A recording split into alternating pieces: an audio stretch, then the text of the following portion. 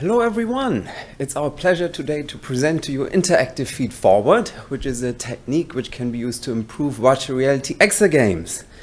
So let's start with a big picture, physical inactivity. It's a big problem, as you probably know. It's the fourth leading cause of death, and lots of chronic diseases are the result of physical inactivity. And why are people physically inactive? Well, two of the main reasons are lack of time and lack of motivation. And in particular, it's intrinsic motivation. So what really gets people to exercise, to move, is if they enjoy it, if it's for its own sake rather than any external rewards. So how can we make physical activity more enjoyable? Well, gamify it. And that's why we're looking at exergames. Everything is more enjoyable with a game, physical inactivity as well as physical activity. And how do we address the lack of time? Well, we're gamifying a particular type of physical activity, which is called high-intensity interval training, or HIIT for short.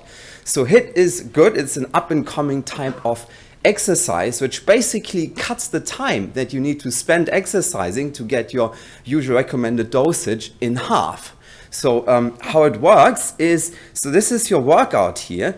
And as you can see, the workout has peaks. So this is intensity. In our case, this HIIT protocol has two peaks of 30 seconds where you're working really, really hard, above 80% of your maximum heart rate. And in between, we have got a bit of low intensity exercise just to round it up and to give you some space to recover. So how do we put this into a virtual reality exergame? Well, this is how we do it. We use a stationary exercycle. So why do we do that? Well, wearing a head-mounted display, as you can see me wearing it, it's quite dangerous moving around with a headset on your head. But when you're sitting on a stationary exercycle and holding onto the handlebars, you can make it a lot safer, and then it actually becomes feasible, and you can really work really, really hard on such an exercycle. So now let's have a look at our game. This is how our game looks like. So in the high intensity phases, you can see it's a racing game, and you can race either alone or against a competitor. Here you see the competitor. And for the recovery phases, we change the game mood a little bit. So it's a sunny day, relaxing atmosphere. And they are just to make it a bit more exciting. There are these trucks there. And your job is not to work hard, but just to avoid these trucks. Now, there's a problem here, because high-intensity interval training, it requires high intensity. And when you're working really hard at high intensity, unfortunately, that also really feels very hard, and usually enjoyment goes down a bit. So how can we motivate players to work at really high intensity? Well, the answer that we came up with is to look at something called feedforward. Feedforward is a learning and training technique, and to explain to you feedforward, I'd like to make a contrast to feedback, which you probably all know. So this is Bob here. Bob wants to learn how to play tennis. So let's have a look how Bob can learn to play tennis using feedback. So feedback basically means that you look at how well have you done. So you look at for example, a match that Bob has played, and you look at the mistakes, and then you tell Bob, oh, you could improve here. So it's basically learning from the past. And feedforward goes into the opposite direction. So rather than looking at the past, it looks at a possible future. So you're basically asking yourself, Bob, how well could you do? How well could Bob do? Basically, we're looking at an improved version of Bob, like Bob version 2, and we're creating what we call a self-model of Bob, which is slightly improved to our current Bob, Bob version 2.0. And so usually the self-model is traditionally constructed using video editing. So imagine we're taking lots and lots of video from Bob, and we're taking the best shots and the best scenes from all Bob's gameplay. We're putting it together in a video. Then we give the video to Bob. Bob watches the video. And interestingly, this triggers a very quick learning or training response, which is usually explained by mirror neurons. So mirror neurons are neurons which fire in your brain when you do an activity, but they also fire when you watch somebody else doing that activity. That's what feedforward is. We're basically watching somebody else, and if that somebody else, if we can identify with that person, the more we can identify with that person, the more mirror neurons fire, and the more effective we can do feedforward learning. And the other thing is the model has to be realistic. So Andy here is not a good model for Bob. Bob will never be as good as Andy, but by creating a realistic self model, which is just a little bit better than Bob, Bob version 2, Bob can actually achieve it. And this usually happens very quickly. So now how do we build that into our Exergame? How do we make it interactive? That's the novel contribution that we are making. So rather than just watching a video and then, doing the activity we want to improve, we're giving the player the chance to improve his or her performance while they're actually racing in our Exergame. So we allow our player to compete against an improved self model, and that triggers a performance improvement. So how do we create this improved self model? Well, easy. We simply let the player play the game in single player mode, and we record the player. And then we replay the best performance of the player in the form of an opponent. So we show our player this avatar here. We say, this is you. We make sure they understand this is actually themselves. And then they can race again. And how do we make that model better? Well, easy. These bikes, they are programmable, so we just improve the resistance a bit. We improve the resistance by 10%, and in the context of a 10% increased resistance, basically that makes the self-model 10% better. Now, let's have a look at a video. So how does the game look like? This is me there. So yep, I see my self-model. Okay, and off we go. So this is just the recovery phase, easy warm-up. You see it's nice and easy, can probably very easily overtake my self-model. So this is Christof version 2 there. I'm catching up, and here I'm just playing a bit, avoiding trucks, nice and easy. Okay, now we've got the sprint phase, now it's going to get hard. Okay, so Christof version 2 is getting 10% better than myself. So now I'm really struggling here, I'm starting to sweat. This is feeling really hard now. And yay, I overtook my version 2. So already I've become a little bit better than before. And now Soumya will tell you about our studying interactive feedforward. Our first research question is to test if interactive feedforward is effective in improving performance and maintaining intrinsic motivation. Ideally, we would like our method, interactive feedforward, to improve both performance and motivation. However, this goes against basic human psychophysiological constraints. It's really hard for people to exercise at a very high intensity and not experience negative affect. That's just not possible. However, with good exergame design, we could mitigate the loss of motivation. So we propose that interactive feedforward is successful in improving performance and maintaining intrinsic motivation. We measure if it maintains intrinsic motivation by using a special statistical analysis called non-inferiority testing. The method non-inferiority testing has been very often used in clinical trials and not very often used in human-computer interaction studies. The way this works is basically it tests if intrinsic motivation levels go below a certain level, a justifiable margin, which we call as the non-inferiority margin. Our second research question basically looks into testing the player's awareness of bike resistance and if it affects interactive feedforward in any way. And for interactive feedforward to be effective, we wouldn't want the bike resistance, even when players are aware of the bike resistance, we wouldn't want it to be affected by that.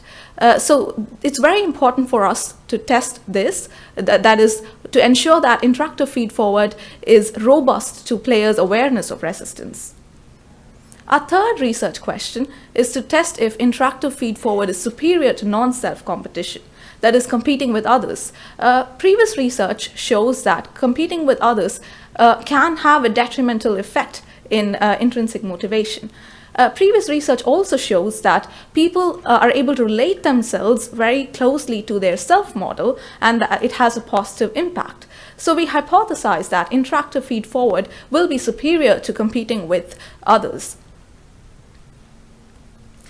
We introduce a factor called game mode, and this is a within participant design.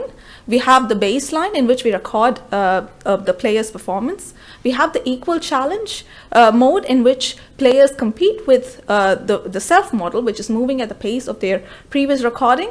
We have the harder challenge mode in which players also compete with the self model moving at the pace of their previous recording, but we increase the resistance. So players have to put in more effort to outrace or to even maintain the same pace as the self model.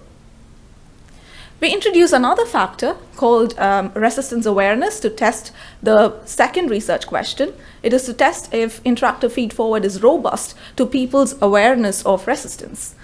We have three groups. We have the no awareness group, in which we don't give any cue regarding the resistance awareness. We have the vague awareness group, in which we give vague cues, saying that the exergame may or may not make it harder.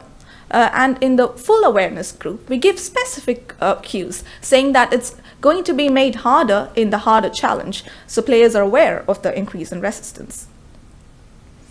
We introduce another factor called competition framing to answer our third research question, to test if interactive feedforward is superior to non-self competition.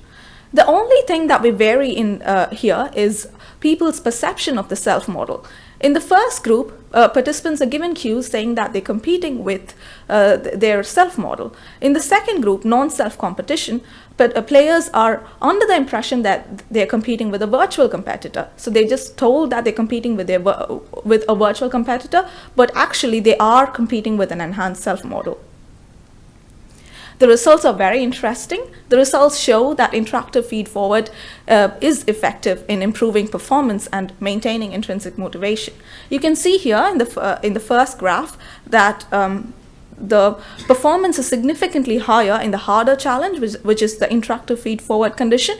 And you can see in the second graph that in the interactive feedforward condition, intrinsic motivation is maintained, even though they're exercising at a very high intensity. And this answers our first research question. Our second research question is also answered because the effect of the resistance increase does not in any way affect the performance or motivation, as in it's not significant. These graphs show that feedforward is superior to competing with others, and self-competition is you can see here that in the first graph, you can see that the performance significantly improves in the interactive feedforward condition when compared to competing with a virtual competitor. And the second graph is very interesting. You can see how intrinsic motivation is maintained, whereas when the group that competes with a virtual competitor, the intrinsic motivation drops drastically down. And it's very interesting because both the groups are actually competing with an enhanced self model, but the second group is simply under the impression that they're competing with a virtual competitor, and that has such an effect. And this visually represents the detrimental effect of competing with others. These are some of our limitations. In order to study interactive feedforward more thoroughly, we need larger and longer studies. A future line of work could address the lack of comparison with traditional exercise, and we have limitations regarding the generalizability of results because most of our participants are males, and most of our participants fall within the age range of 20 to 30. Interactive feedforward holds promise in encouraging high-intensity exercise. It can also mitigate problems with regard to competitive gameplay, like as shown in the previous graph. You could see how intrinsic motivation was drastically affected when players competed with virtual competitors. So interactive feedforward could be an effective substitute for a competitive gameplay. And it could also be integrated into existing systems like exercycles or and any exergame system that uses a competitive gameplay. Interactive feedforward could very easily be integrated into a system. Thank you. Happy exergaming.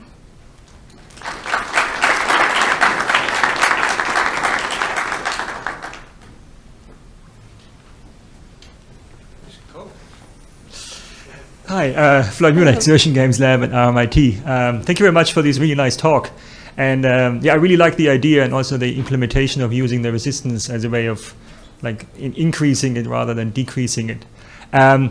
My question is about the VR headset. Like you could have done, in my view, done the same study without a VR